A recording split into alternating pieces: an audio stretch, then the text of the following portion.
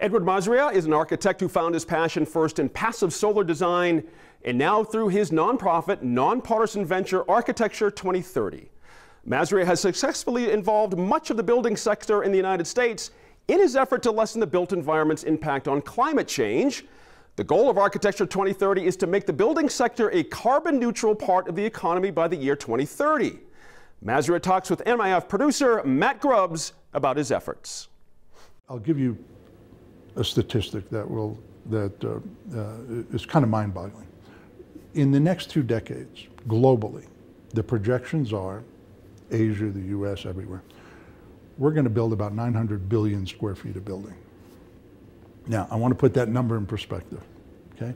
900 billion square feet is equal to, if you took the United States, the entire United States, New York, Miami, Philadelphia, San Francisco, Los Angeles, St. Louis, you scraped the entire United States clean. There was nothing on it. It was just back to the trees, right? And you rebuilt it the way it is today. And you did that 3.5 times over. That's 900 billion square feet. That's in 2 decades. Now, the opportunity is, since we're going to tear down and rebuild and renovate and build new, if we do it right, we change the whole ballgame. What are you asking people to do, and who are you asking to do it? In 2003, we actually defined a building sector. And as you know, back then, kind of the poster child of energy consumption was SUVs, and you had them juxtaposed with polar bears, for example. So the thought was that it was the transportation sector that was really driving climate change.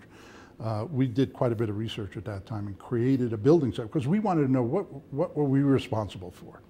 And lo and behold, we came out with 50% of everything. All the emissions, all the energy was attributed to the work that we do.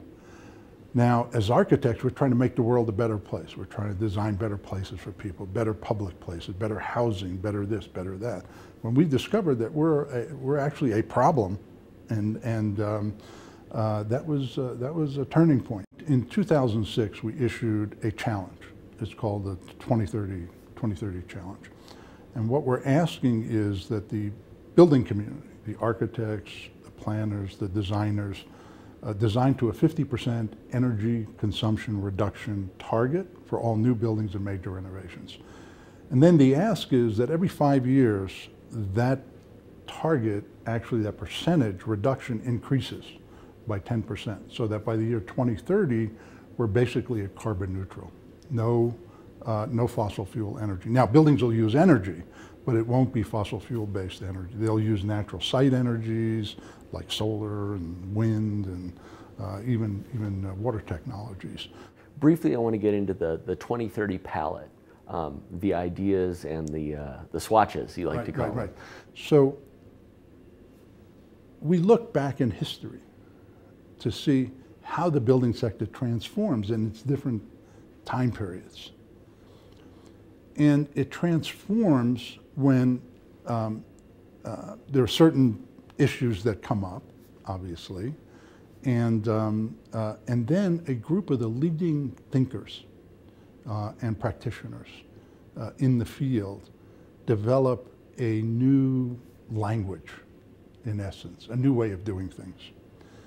So if you look back at the modern period, back in the 20s and 30s, we had coal districts and people in Europe were crowded into housing, and the situation was awful and almost untenable. A group of leading architects got together and they held a congress, architects and planners, and they laid out a set of guiding principles. Within 20 years, the entire world was redesigned, from the 20s and 30s to the 50s and 60s.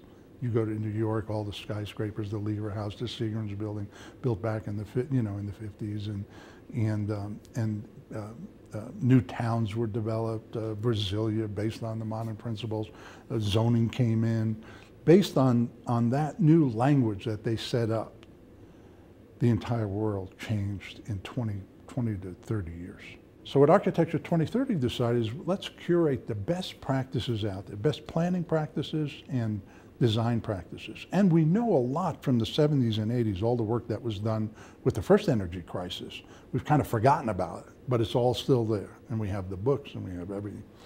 Let's curate best practices. Let's take the built environment and break it into all its parts, everything we can think of, and then generate a best practice for that part. And let's do it visually, because designers and planners and architects are visual thinkers, and they have to have the visuals when they, at the point of inspiration, when they design something.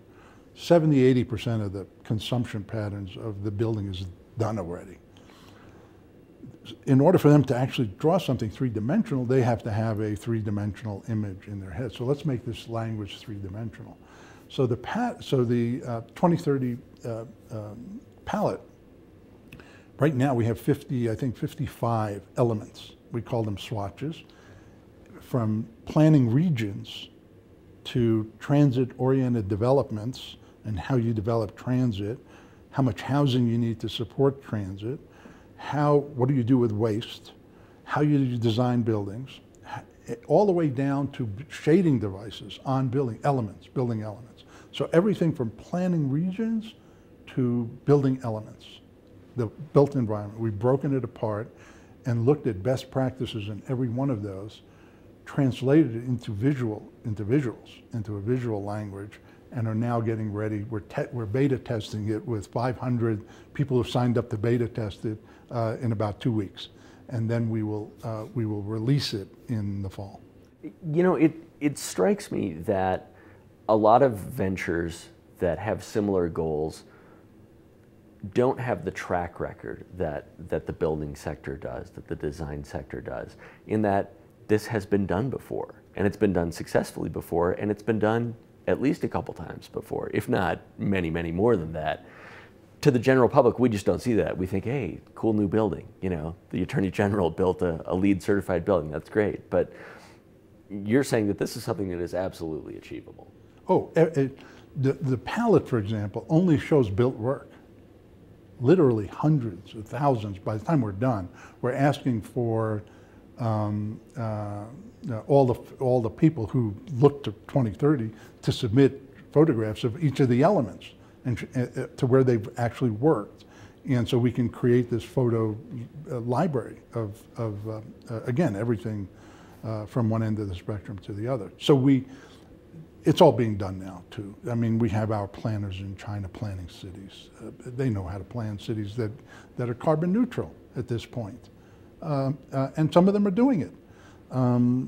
We design buildings that are carbon neutral. In the 70s and 80s, when the first energy crisis hit in '73, New Mexico was the epicenter of solar energy. The lab picked it up.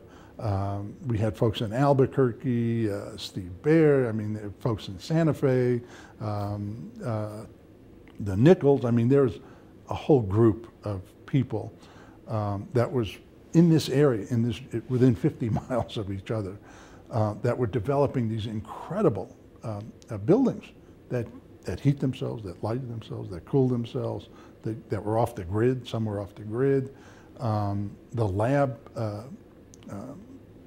lab set up a solar group, and they started testing different modules and different materials, and they published everything, and there were conferences where thousands of people went to conferences because energy spiked. And so we learned quite a bit. And then when OPEC turned the spigot back on, the government killed all those programs, and we went back to sort of business as usual. Most people went back, but not all. There was a whole group that kept pushing the envelope so that we still have a track record from that time to now to draw on. We know how to do all this. The question now is relearning a lot of it, getting the information out there.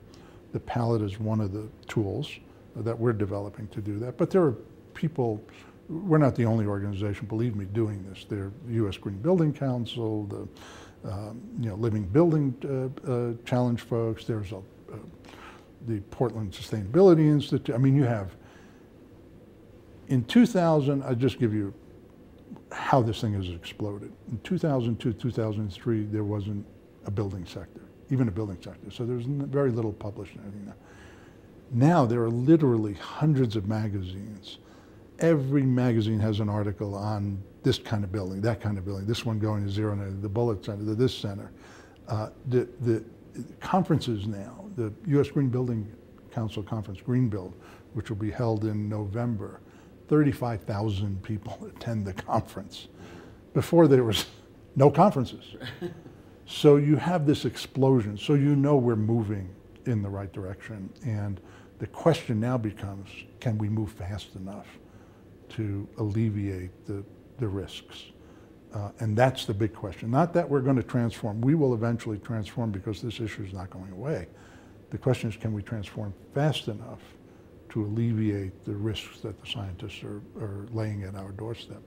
Do you find that you have more success in showing people how to do something, asking them to do it, versus telling them to do it? I think so. I think so. I think within our sector, because of our training, the professions, because of our training, we want to do better.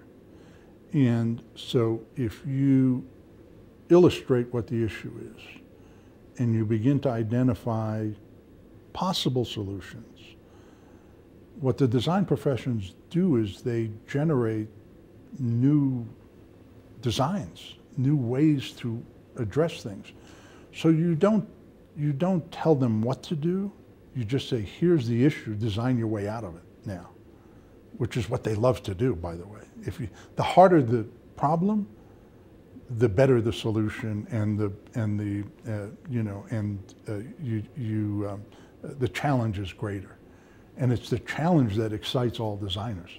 And so we've laid the greatest challenge ever at the feet of the profession. And we said, go to it. Now let's design our way out of this thing. Let's design and plan our way out of this thing. And that's the great thing about the professions. You know, this is not some little challenge here. You know, this is it.